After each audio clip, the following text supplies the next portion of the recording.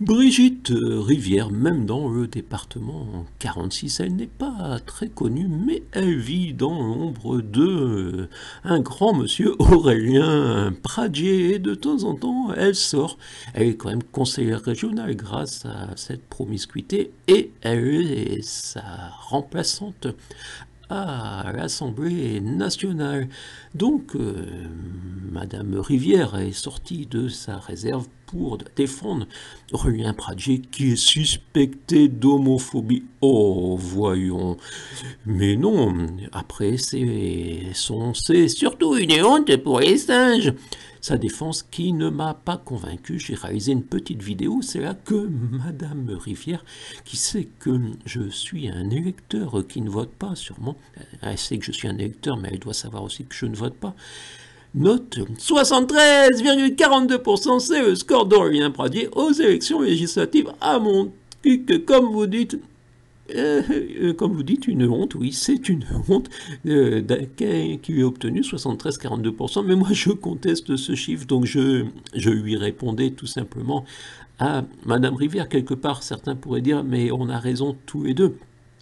Ah, mon cul, Aurélien Pradier n'a pas obtenu 77%, mais 28,46%, c'est-à-dire 382 voix au premier tour des élections législatives. Oui, 382 voix, 28,46%.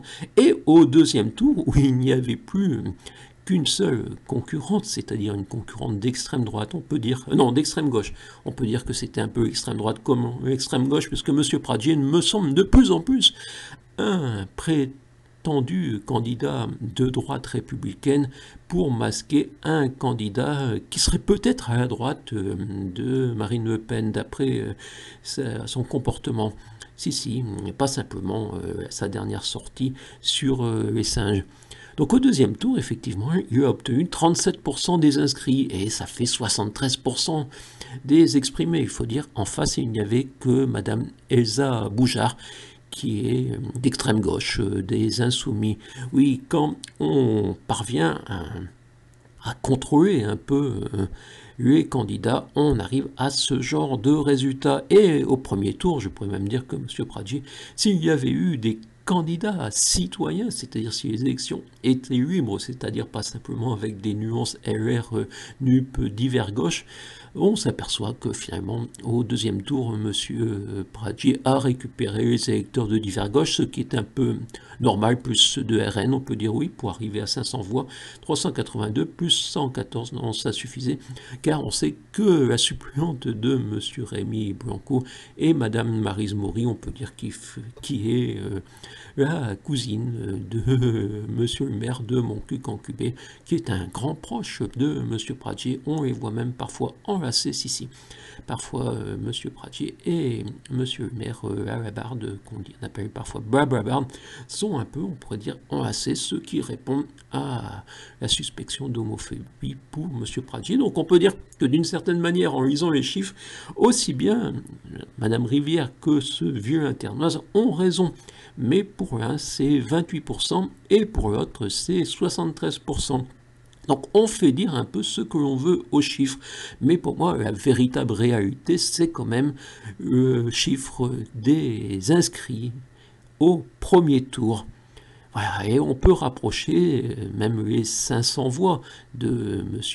Pradier au deuxième tour des 472 voix qu'avait obtenu la liste à la barre, c'est-à-dire la liste unique, comme je l'avais appelé, en 2020 aux élections municipales, car comme vous savez, Montcuq-en-Quercibon est une commune nouvelle de 5 communes, réunion de 5 communes, et pourtant, il n'y avait eu qu'une seule liste grâce à l'intimidation et au mensonge.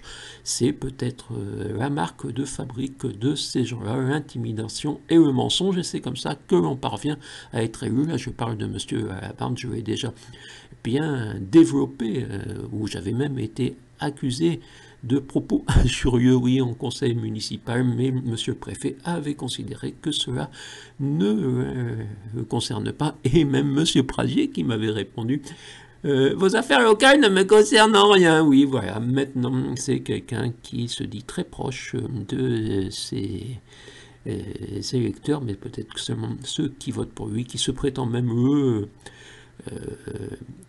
le député, oui, je cherche le mot, parfois je pensais à un autre en pensant à M. Pradier, le député de Toulouse, mais il y a comme 2 circonscriptions.